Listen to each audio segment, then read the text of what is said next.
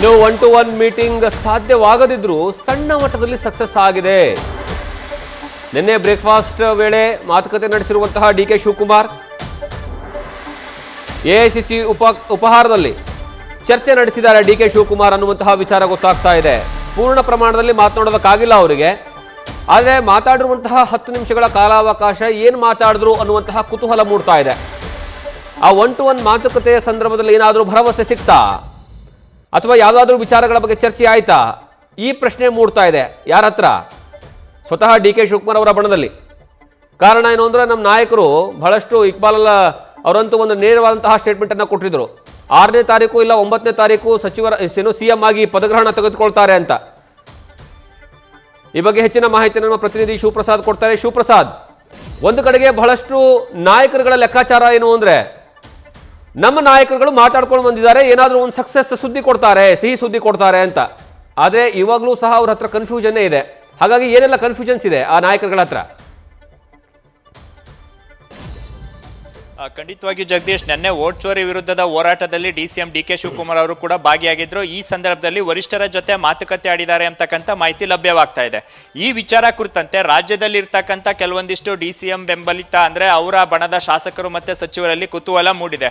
ಖುದ್ದು DCM ಡಿ.ಕೆ. ಶಿವಕುಮಾರ್ ಅವರನ್ನ ಸಂಪರ್ಕ ಮಾಡಿ ಈ ವಿಚಾರ ಕುರಿತಂತೆ ಅಂದ್ರೆ ರಾಜ್ಯದಲ್ಲಿ ನಾಯಕತ್ವ ವಿಚಾರ ಕುರಿತಂತೆ ದೊಡ್ಡ ಮಟ್ಟದ ಚರ್ಚೆಗಳಾಗ್ತಾ ಇದೆ. ಈ ವಿಚಾರ ಕುರಿತಂತೆ ವರಿಷ್ಠರ ಜೊತೆ ಮಾತುಕತೆ ಆಡಿದ್ರ ವರಿಷ್ಠರು ಏನ್ ಭರವಸೆ ಕೊಟ್ಟರು, ನಾಯಕತ್ವ ಬದಲಾವಣೆ ವಿಚಾರ ಕುರಿತಂತೆ ಹೈಕಮಾಂಡ್ ನಾಯಕರು ಯಾವ ನಿರ್ಧಾರಕ್ಕೆ ಬಂದಿದ್ದಾರೆ ಅಂತಕ್ಕಂಥ ಮಾಹಿತಿಯನ್ನ ಖುದ್ದು DCM ಡಿ.ಕೆ. ಶಿವಕುಮಾರ್ ಅವ್ರ ಹತ್ರ ಮಾಹಿತಿಯನ್ನ ಪಡ್ಲಿಕ್ಕೆ ರಾಜ್ಯದ ಶಾಸಕರು ಸಿದ್ಧತೆಯನ್ನ ನಡೆಸಿದ್ದಾರೆ. ಖುದ್ದು DCM ಬಣದ ಶಾಸಕರುಗಳು ಕೂಡ ಆ ಹೋರಾಟದಲ್ಲಿ ಭಾಗವಹಿಸಿದ್ರು ಕೂಡ ಈವರೆಗೂ ಕೂಡ DCM ಜೊತೆ ಮಾತುಕತೆ ಸಾಧ್ಯವಾಗಿಲ್ಲ. ಹಾಗಾಗಿ ಇವತ್ತು ದೆಹಲಿಯಿಂದ ರಾಜ್ಯಕ್ಕೆ ಆಗಮಿಸಲಿರುವ DCM ಡಿ.ಕೆ. ಶಿವಕುಮಾರ್ ಅವರನ್ನ ಭೇಟಿ ಮಾಡಿ ವರಿಷ್ಠರ ಜೊತೆ ನಾಯಕತ್ವ ವಿಚಾರ ಕುರಿತಂತೆ ಮಾತುಕತೆ ಆಡಿದ್ರೆ ಯಾವ ಸಂದೇಶವನ್ನ ವರಿಷ್ಠರು ನೀಡಿದ್ದಾರೆ, ಜೊತೆಗೆ ನಮ್ಮಗಳ ಅಭಿಪ್ರಾಯ ಮತ್ತೆ ಭಾವನೆಗಳನ್ನ ವರಿಷ್ಠರ ಗಮನಕ್ಕೆ ತರಲಾಗಿದೆಯಾ, ಸದ್ಯಕ್ಕೆ ಹೈಕಮಾಂಡ್ ನಾಯಕರು ಯಾವ ನಿರ್ಧಾರಕ್ಕೆ ಬಂದಿದ್ದಾರೆ ಅಂತಕ್ಕಂಥ ಮಾಹಿತಿಯನ್ನ ಪಡಿತಕ್ಕಂಥ ನಿಟ್ಟಿನಲ್ಲಿ ಅವ್ರದೇ ಆದಂಥ ಕಸರತ್ತನ್ನ ಮುಂದುವರಿಸಿದ್ದಾರೆ. ಸದ್ಯ ನಾಯಕತ್ವ ಬದಲಾವಣೆ ವಿಚಾರ, ರಾಜ್ಯದಲ್ಲಿ DCM ಬೆಂಬಲಿತ ಶಾಸಕರ ಅಭಿಪ್ರಾಯ, ಈ ಎಲ್ಲ ವಿಚಾರಗಳನ್ನು ಕೂಡ ಹೈಕಮಾಂಡ್ ಗಮನಕ್ಕೆ ತರಬೇಕು ಎಂಬತಕ್ಕಂಥ ಮನವಿಯನ್ನು ಕೂಡ DCM ಡಿ.ಕೆ. ಶಿವಕುಮಾರ್ ಅವರಿಗೆ ಮಾಡಿದ್ರು.